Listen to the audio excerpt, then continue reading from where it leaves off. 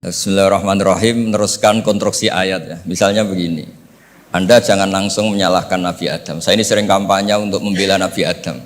Karena banyak kiai yang cerita Nabi Adam itu salah melulu. Nanti kan kita di surga kan nggak perlu ngajukan kredit,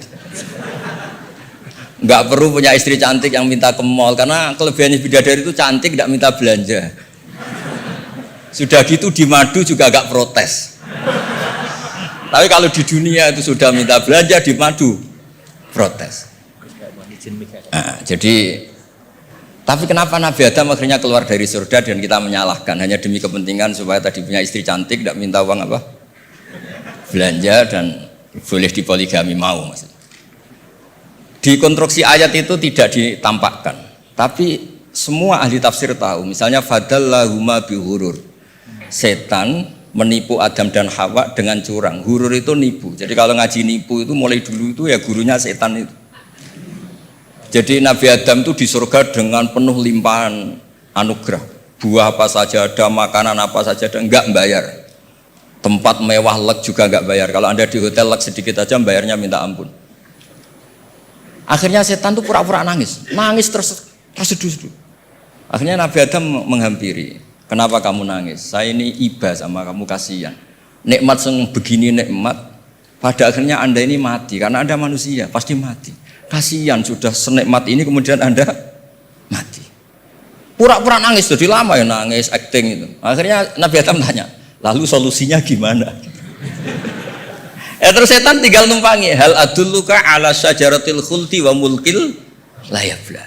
Kamu mau tak kasih vitamin, makan pohon khuldi. Nanti kalau kamu makan itu terus abadi. Jadi terus setan, Nabi Adam mulai ragu ya, tapi Allah melarang saya makan pohon khuldi itu, syajaratul khuldi itu. Kamu tidak usah cari tafsirnya, itu anggur, apa ketela, apa duren, itu namanya orang kurang penggawean itu. Itu gak penting. Ketika Allah tidak menjelaskan detail itu berarti detailnya itu tidak penting. Kamu sok penting nyari itu apa itu. Allah saja tidak menjelaskan, kok kamu yang manusia mau menjelaskan. Akhirnya Nabi Adam tanya, apa betul Allah itu melarang saya makan itu? Terus Allah cerita, wa qasamahuma inni lakuma laminan nasihin. Terus setan itu cerita, demi Allah saya tahu info terbaru bahwa sekarang nggak apa-apa. Jadi hukum terbaru itu. Singkat cerita Nabi Adam makan.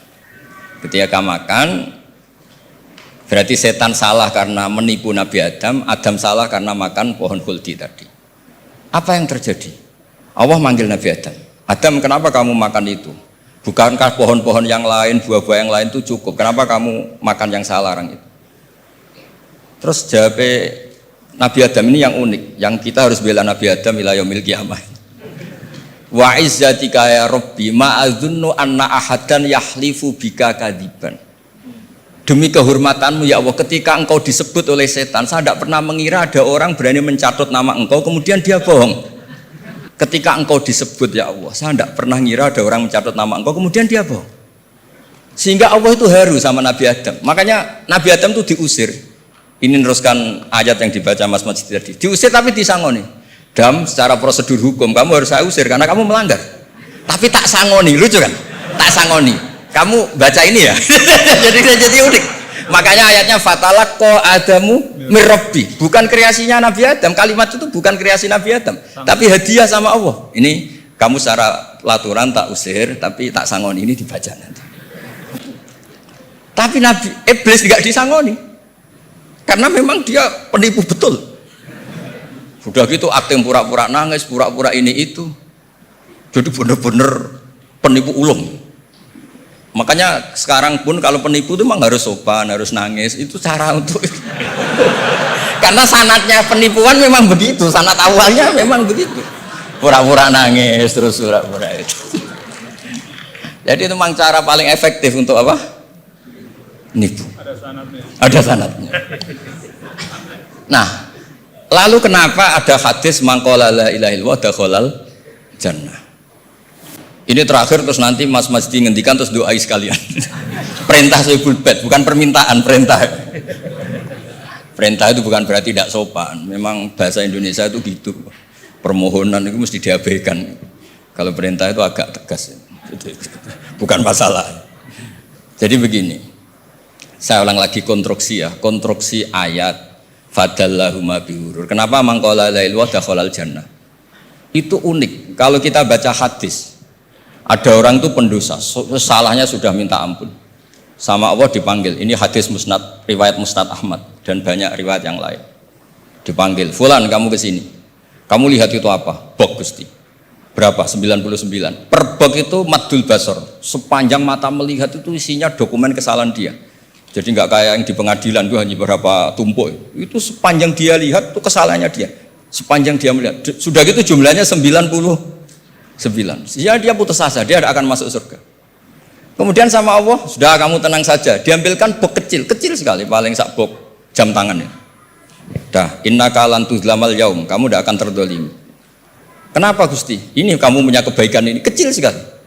Ya apa efeknya Gusti? Kan nggak ngefek kesalahan seperti itu. Kemudian bandingannya hanya kebaikan sekecil itu. Dah kamu tenang aja. Setelah ditimbang, box 99 yang jumlahnya maddul basor kira-kira 3 kilo sama satu wadah jam kecil. Ternyata setelah ditimbang itu menangnya 1 jam kecil. Karena isinya la ilaha illallah. Malaikat itu nggak berani. Kamu berani, ada namaku kemudian kamu abaikan. Malaikat yang nimbang Pak Warsono itu diprovokasi sama malaikat yang lain. Kamu berani nggak mempertimbangkan kata Allah di situ? Wah ya tidak berani. Jadi disebut fala yaskulu ma'asmillahi ta'ala syai'un, dibandingkan asma Allah itu tidak ada yang bisa mengungguli. Nah di sini terus para torekot, para apa konwiridan Allah, Allah, Allah. Tapi karena kita ini sekarang sudah tidak ngaji malah tanya, gunanya apa sih muni Allah, Allah? Lu nyebut pangerane orang-orang gunanya itu. Oh ini sedang nyebut Tuhannya, kok kamu tanya gunanya apa? Kamu tak kasih uang aja tidak pernah tanya gunanya uang ini apa? Pas dijak wiridan tanya, gunanya apa sih? Oh dasar orang aneh. jadi logis. Lah Nabi Adam juga sama, ketika disebut asma Allah itu nggak mikir yang lain. Apa setan itu penipu apa enggak, sudah grogi yang manggil Allah langsung. Nah, makanya saya mohon kenapa kita memahami mangkana akhiru kalamihi Allah la ilaha illallah dakhalal jannah. Karena dengan itu malaikat gak berani macam-macam. Jadi nanti kalau Anda ketemu malaikat tukang hisab, ayo silakan abaikan nama Allah. Kalau kamu berani berarti tidak malaikatnya Allah. Masa namanya Allah gak dipertimbangkan. Apalagi ini asmane Allah. Nah, makanya Nabi ngendikan fato satisi jilat wasakula ismuwah. Kemudian bok kesalahan tadi jomplang kalah. Kemudian yang menang hanya asmanya Allah Subhanahu wa taala. Makanya terus disebut sudah Nabi ketika tanya amal apa paling baik ya Rasulullah, gini dzikrullah fisirri wal alan gini-gini. Dan kamu mati dan kamu hidup walisanu katordun, kamu harus selalu ingat Allah taala. Bila kalau sampean tanya kenapa itu menjadi penting, karena tadi malaikat tidak akan memperbandingkan Allah dengan yang lainnya. Makanya ketika ulama-ulama sufi, kalau kamu habis salah istighfar, nanti di sohifah kamu akan ditulis habis salah, salah. Terus di belakang ditulis, tapi setelah itu dia bilang astagfirullahaladzim. Nanti malaikat tinggal aja kamu teror. Kamu mempertimbangkan Allah apa yang itu? Ini tak ajarin. Kalau tepak ya kamu didengar, kalau tidak malah digebuki. Tidak tahu saya. Tapi itu ijazah resmi ini hari ini. Hadisnya akurat.